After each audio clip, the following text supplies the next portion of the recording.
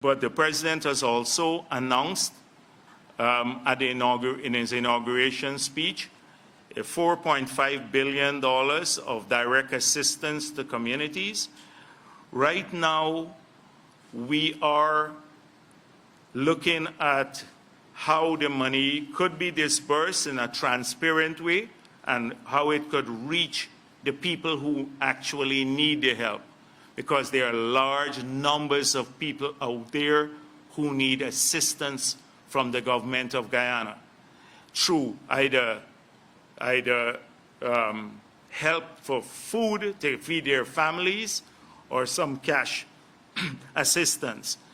The major issue before us now is whether we can use money from the Treasury or we may have to raise this in the interim before there is a budget through borrowing.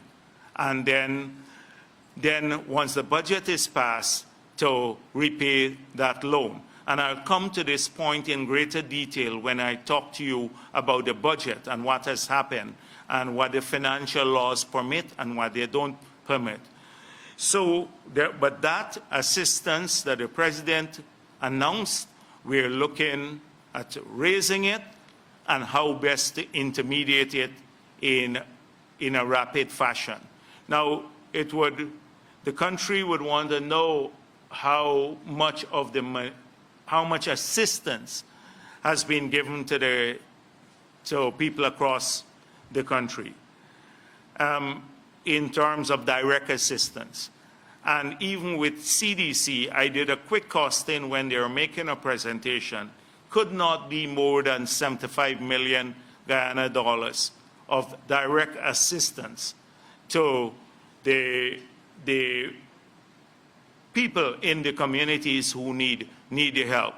On the other hand, they've spent huge sums of money on this hospital, which, as you are aware by now, is not equipped to deal with the pandemic, and therefore will have to either undergo major renovation or equipping and retrofitting, and even that may not work. So, and you would also know that the individual who claims he owns the land, he stayed quiet throughout the several months that the media was questioning what's going on with the hospital. And suddenly, the first week of the new government, he sent a lawyer's letter he wants to be paid billions of dollars. Well, I must say that he'd have a long wait. Because we believe that a lot of irregularities, illegalities, and took place through this deal, and that will be fully investigated. Apart from that, the president himself and the office of the president, we've had several outreaches to either through the World Bank or the European Union, IDB, and several other bilateral sources to start raising money to be directed to addressing this pandemic. It would require hundreds of millions of US dollars if we're going to have the appropriate response. And so we started off through our bilateral and multilateral partners. We've had several meetings with them. They have made some commitments. I'm not going to outline all of those, but the commitments have already been made, and we're going to aggressively pursue the conclusion of these arrangements and the disbursement through a transparent mechanism, and hopefully you will see much more of this in the budget when it comes out, when the Minister of Finance presents the budget. This will be dealt with. Apart from that, the President announced again in his speech, the inauguration speech, that we were looking at two things from a central bank perspective. Apart from other issues, he's very concerned about working capital for banks, and they've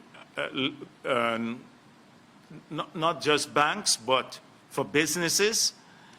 And he's concerned about liquidity available to the consuming public and those who want to restart business, because we have had a look at the impact of the pandemic on businesses, and we have had a massive deterioration in the economy. I'll speak about that in a moment, because of the pandemic and other issues.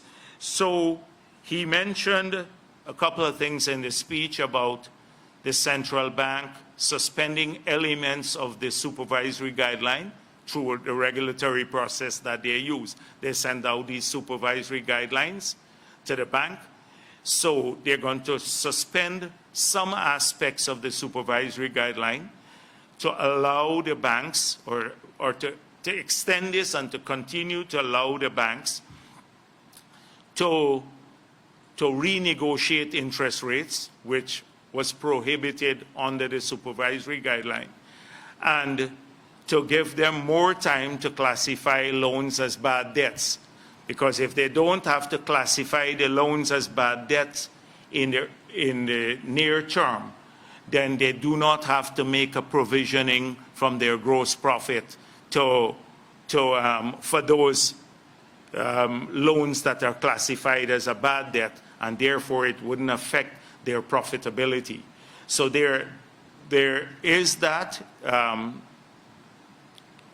direction to the central bank, and the central bank has already started to engage the banking sector in relation to implementing that.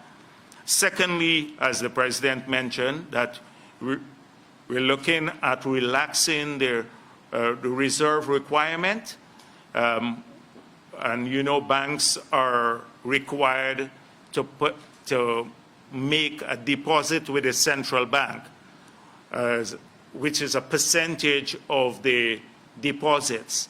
And so to the extent that they have to make that deposit with the central bank for prudential purposes, that money is not available to them to lend.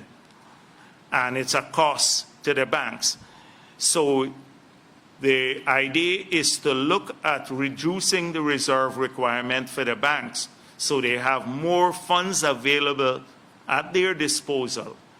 But in exchange for that, so that the benefit doesn't go just to the banks, to tie that reduction in the reserve requirement to a reduction in interest rates for business and for other individuals who are borrowing.